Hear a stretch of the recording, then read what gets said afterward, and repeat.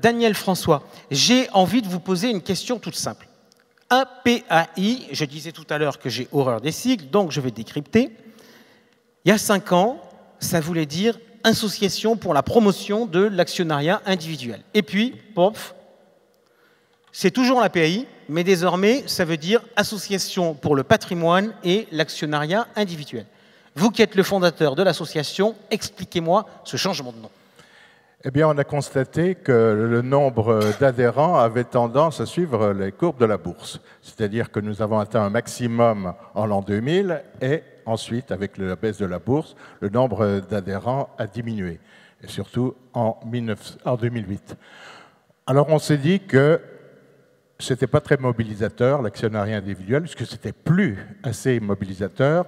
Donc, on a introduit la notion de patrimoine. Ce qui ne veut pas dire qu'avant, on ne parlait pas de patrimoine, parce que des fiscalistes, des notaires, des assureurs vie ou des spécialistes immobiliers, on les faisait venir également pour nous parler de leur spécialité. Est-ce qu'il ne faut pas aussi voir là-dedans le fait de dire que finalement, l'actionnariat individuel ne doit pas vivre seul dans son coin, en disant nous on est l'actionnariat individuel, puis on ne veut pas voir ce qui se passe à côté, et que c'est une composante de l'approche patrimoniale telle qu'éventuellement j'ai pu la présenter tout à l'heure. Exactement. Je crois qu'on ne peut pas dire qu'il faut mettre tous et ceux dans le même panier. Donc tout mettre sur la bourse me semble une hérésie. Donc il faut savoir diversifier, donc avoir d'autres éléments du patrimoine qui ne sont absolument pas en concurrence avec les actions. Quelles sont justement les actions de la PAI? Vous proposez quoi à vos adhérents? Eh bien, les adhérents, surtout sur la région de Nancy, on a essayé une diversification dans d'autres villes, mais ça a obligé à trop de déplacements, donc on a plus ou moins abandonné cette idée d'aller à Bordeaux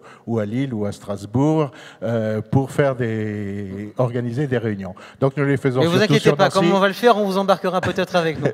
Voilà. Et donc on fait surtout, ce que l'on veut, c'est développer la culture économique et financière des membres pour qu'ils puissent prendre eux-mêmes leurs décisions. Donc c'est la raison pour laquelle nous faisons des réunions débats, une par mois, donc sur des thèmes très variés qui touchent au patrimoine. Et on fait des visites d'entreprise également. Ce sont les 2 éléments les plus importants. Est-ce qu'on peut également inciter les adhérents et les épargnants qui investissent sur les actions de se dire finalement d'assumer parfaitement le fait d'investir en actions et de considérer que quand on reçoit des amis à la maison, ça peut être un sujet aussi qu'on aborde lors de l'apéro? Oui, ça peut arriver. D'ailleurs, ce qui est étonnant, c'est que généralement, les actionnaires, quand ils se retrouvent hors du cadre de l'association, ont peut-être plus de mal à en parler. Mais entre eux, alors là, chacun parle très très volontiers de ses souhaits, de ses achats. Et nous avons également des clubs d'investissement. Il y en a un fictif, et donc là, chacun peut suggérer des idées. Le portefeuille est fictif, il est sur Boursorama, mais les discussions sont tout à fait éclairantes pour les épargnants qui en font partie. Alors ça, on vous en reparlera normalement, puisque vous avez invité, on a vos coordonnées, on vous en reparlera prochainement, parce qu'effectivement, l'une des idées de marché gagnant, c'est d'ouvrir tous les mois un thème d'investissement, de discuter collectivement sur ce thème d'investissement, parce qu'on pense que l'une des difficultés des actionnaires, c'est de se retrouver seuls dans leur prise de décision, et d'en discuter donc entre nous, et puis de trancher à la fin du mois pour savoir ce qu'on fait ou ce qu'on ne fait pas. Et donc, ça sera aussi une logique de portefeuille. Cédric nous a présenté, il y a de cela quelques instants, une logique de portefeuille où c'était des gérants qui donnaient des recommandations. Nous, on va essayer de travailler une logique qui est plus collaborative. Vous nous présentez donc l'activité, faire des conférences, aller faire des visites d'entreprise. Vous défendez aussi les épargnants sur un certain nombre de choses. On n'a pas très peu parlé de fiscalité aujourd'hui. Est-ce qu'aujourd'hui, la PAI, vous avez des revendications en matière de fiscalité? Oui, nous, ce que nous souhaiterions, c'est que la fiscalité soit plutôt incitative que punitive. Or, elle l'est actuellement. Alors, on a parlé tout à l'heure du PEA, c'est très bien, parce que là, au moins, c'est on va en reparler pour savoir si c'est la meilleure solution. Les critiques, qu'est-ce que vous voulez qu'ils changent dans la fiscalité des actions? La CSG, par exemple, elle était en 1996 de 0,5% sur le PEA, elle est maintenant à 15,5%. On a rajouté plein d'autres taxes, voilà. Prélèvements sociaux qui ont effectivement augmenté fortement. Et sur les comptes ordinaires, eh bien, votre dividende et vos plus-values sont taxés plein pot. Et donc ça, je trouve ça tout à fait dommageable. Ça n'est pas du tout incitatif. Alors, la logique, ça serait quoi? Ça serait d'aligner les prélèvements sociaux. Parce que c'est vrai que dans la dernière réforme fiscale, je pense qu'on ne va pas faire marche arrière, demander au gouvernement de faire marche arrière sur une réforme qu'il a souhaitée, mais en disant on va traiter équitablement les revenus du capital et les revenus du travail, c'est vrai que d'un point de vue prélèvements sociaux, il y a plus de CSG et de prélèvements sociaux sur les revenus du travail que sur les revenus du capital. Alors on met tout à égalité, à la rigueur je veux bien, mais si vous faites des pertes sur votre compte ordinaire, ça devrait être déductible de vos impôts, puisqu'ils sont taxés comme les autres revenus. Alors, plutôt que de les reporter pendant 10 ans, moi j'avoue, j'ai fait ma déclaration fiscale, j'ai des moins-values réalisées en 2006 qu'il a fallu épurer. J'avoue que je ne sais pas comment le traiter. Sur Internet, c'est très compliqué. Aujourd'hui, on a un abattement qui a été créé sur le compte titre pour les durées de détention. Si on perd de l'argent, il est applicable aussi. Ça vous paraît être une bonne chose ou ça vous paraît être un véritable scandale ? Ben, si on perd de l'argent, pour moi, que ce soit de l'argent qu'on a investi il y a 10 ans ou qu'on a investi il y a 6 mois, c'est une perte. Donc ça devrait être déductible de votre revenu imposable à 100% immédiatement. Sans prendre en compte l'abattement par durée de détention. Donc ça, c'est la critique. Vous nous Alors dites... sur les plus-values, je veux bien, parce que là, c'est comment dire, plus vertueux d'acheter dans une optique à long terme, tout au moins dans notre esprit. Donc, que les plus-values fassent l'objet d'un abattement pour durée de détention de plus de 2 ans, de plus de 5 ans, ça me paraît assez normal. Mais pour les moins-values, non, je ne l'ai pas.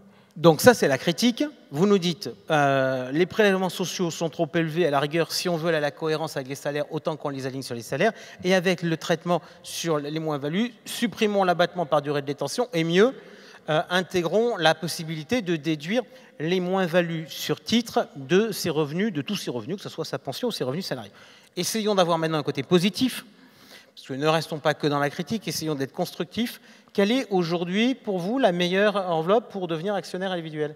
Ah ben c'est le PEA, tout à fait. On rappelle le règle de fonctionnement? Disons que vous pouvez verser jusqu'à 150 000 €. Vous pouvez aussi faire un PEA-PME de 75 000 € si vous en avez les moyens. Donc, ce n'est pas la peine d'avoir les deux si vous n'arriverez pas à 150 000 €. Mais si vous pensez que vous allez dépasser ces 150 000 € d'investissement, commencez à mettre le pied dans un PEA-PME.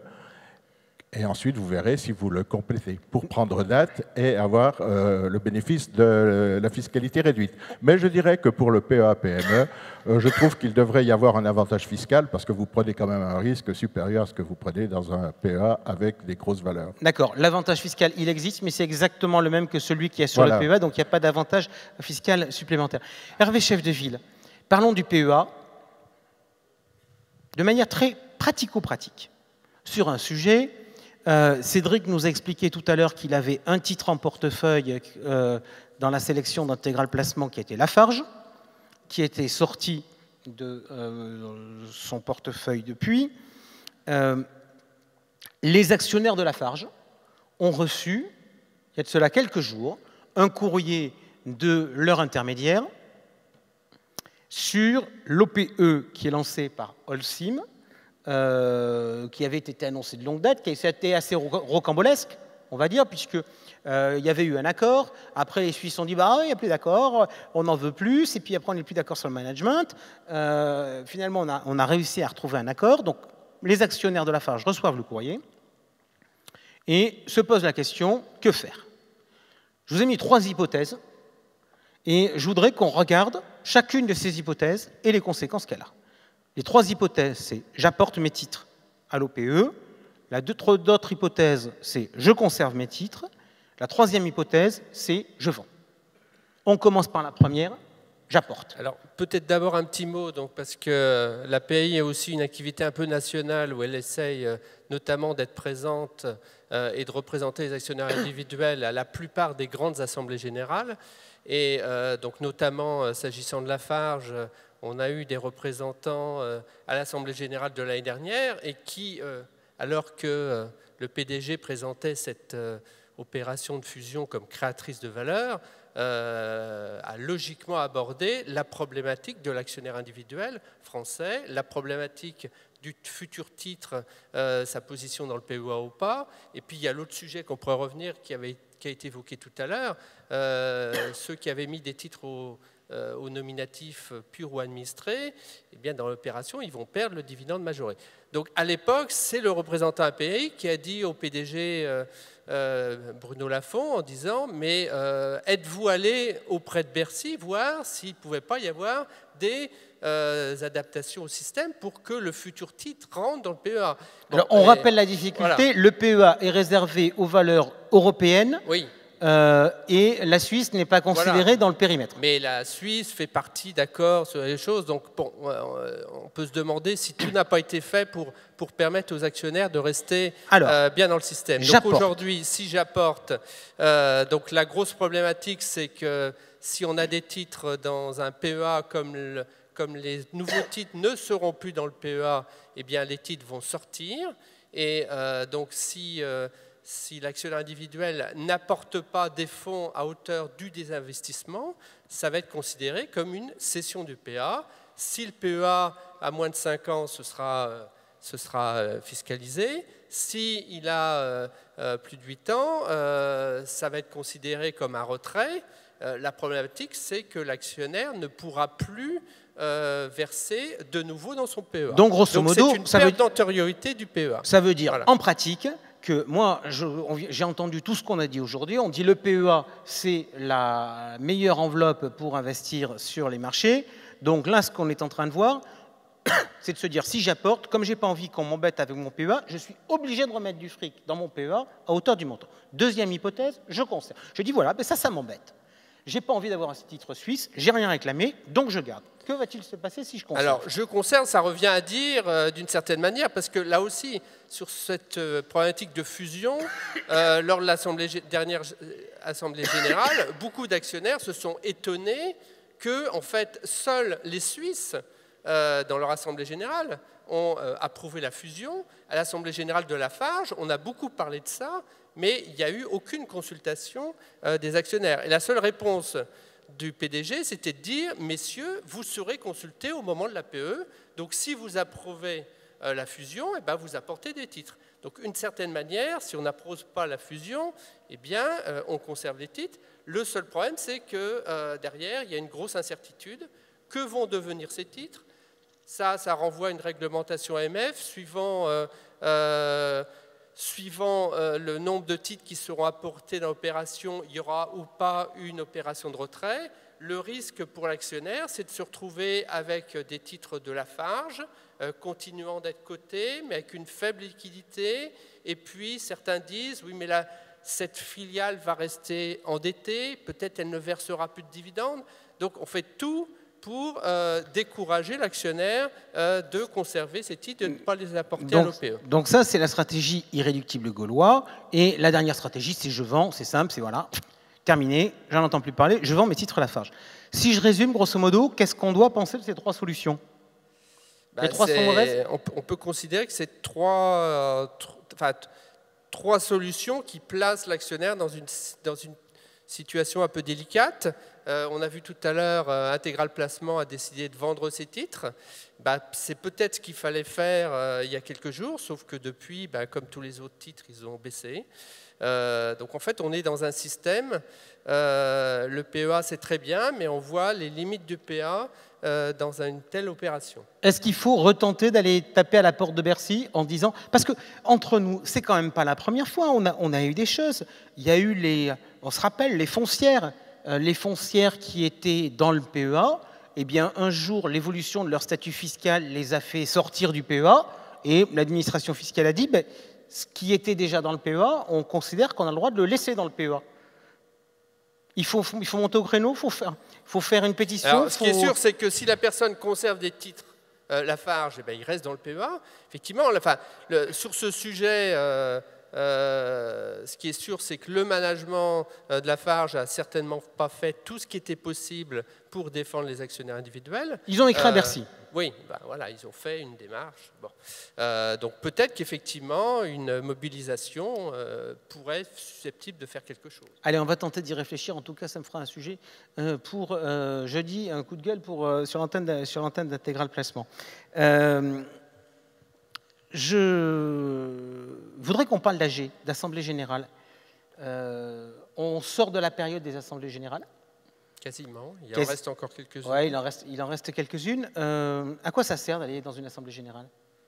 L'Assemblée générale, c'est le lieu et c'est le moment de l'année où l'actionnaire est consulté et peut émettre un avis. Donc c'est un droit, autant l'utiliser. Ce n'est pas quelque chose qui est toujours très facile. Il y a quand même des évolutions et on intervient nous, sur ce sujet, par exemple, du vote électronique qui facilite aujourd'hui la possibilité de voter par Internet. Après, il y a deux solutions. Si on est parisien, c'est plus facile de participer aux assemblées générales, mais il y en a aussi potentiellement en région.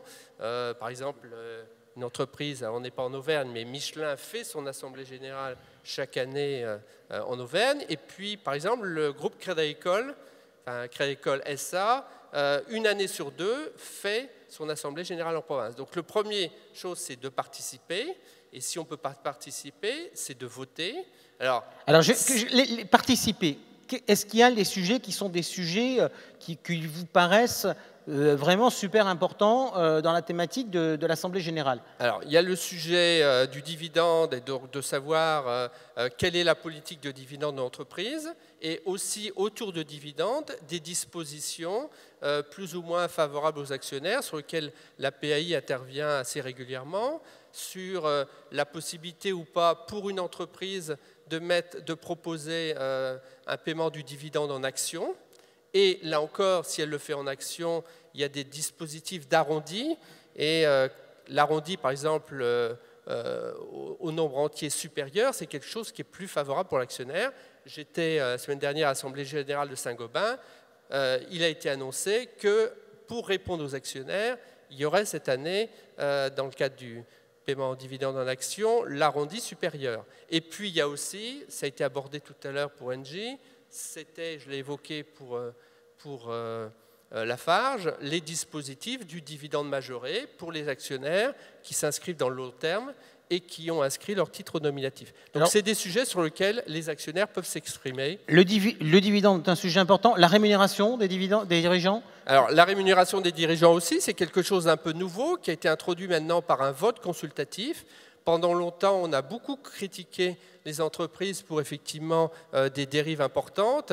Au moins avec cette première disposition qui en fait n'est même pas obligatoire, qui résulte d'un code de gouvernance AFEP-MEDEF, ça oblige à minima les entreprises à s'exprimer. Alors certaines le font plus ou moins bien. C'est assez amusant. En Assemblée générale, on a parfois des discours assez léonifiants sur ces sujets, puis des fois, il y a beaucoup plus de pédagogie. Daniel François. Oui, je voulais simplement faire un peu de pub en disant que le lundi 6 juillet, nous avons une réunion à PAI qui porte justement sur un compte-rendu de ces AG par les personnes qui nous ont représentés à ces AG. Donc, alors, si ça vous intéresse... Le 6 juillet, et ça sera où?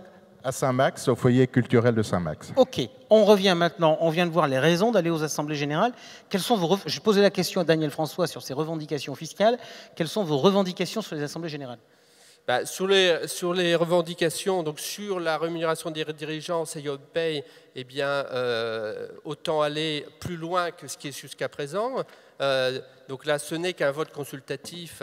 Il serait bon que ça devienne un vote délibératif. Donc ce sera un progrès. Il y a des domaines qui sont peu jusqu'à présent de la compétence des assemblées générales. Il y a eu un rapport de l'AMF sur les problématiques de cession ou d'acquisition d'actifs significatifs. Donc nous, on ne peut qu'être favorable à des dispositifs dans lesquels les actionnaires seraient amenés à être consultés sur ces opérations. Donc grosso modo, on va repréciser, puisqu'effectivement ce groupe de travail a d'ailleurs il y a pas mal de choses qui ont bougé sur ce sujet-là, c'est d'éviter que pour échapper aux règles qui existent sur les offres publiques d'achat notamment, on vend des sociétés en vendant des très grandes parties, comme on a par exemple pu le voir sur Alstom, voilà. Pour dire, si on vend une très grande partie de l'activité, on se met dans un système où il y a un contrôle, et on ne se met pas dans un système où on fait ce qu'on veut sans demander l'avis aux actionnaires. Ça avait été la même chose sur SFR. D'accord. Ok. Dernier point, l'accord sur la politique d'emprunt. Sur la politique d'emprunt aussi, oui, parce qu'on a beaucoup de votes qui sont en fait sur ce qui porte sur les évolutions du capital, et la politique de l'endettement d'une entreprise, c'est pas un sujet sur lequel les actionnaires sont consultés, et c'est pourtant important. Bon, c'est pas trop l'enjeu aujourd'hui parce que les taux d'intérêt sont bas, mais le jour où les taux d'intérêt remonteront, la politique d'endettement des entreprises est susceptible de peser fortement sur leur devenir. Un mot de conclusion. Un mot de conclusion, donc c'est important pour les actionnaires de participer. Il y a donc, comme je dis, soit vous pouvez participer, soit si vous ne pouvez pas participer physiquement, essayez de voter. Alors, il y a l'AMF, et on a eu une réunion à l'automne dernier avec eux, qui a édité un beau document qui est voté en toute connaissance de cause, qui explicite le type de résolution et les attentions à avoir sur le vote. Et puis si vous trouvez que c'est trop compliqué, l'APAI, elle est présente à chaque Assemblée générale et donc elle peut vous représenter.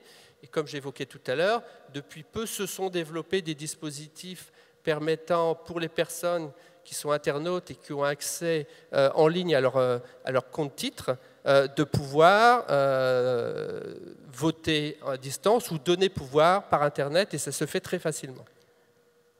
Bien. C'est absolument parfait. Mesdames et messieurs, vous pouvez applaudir Hervé Chefdeville et Daniel François. Merci.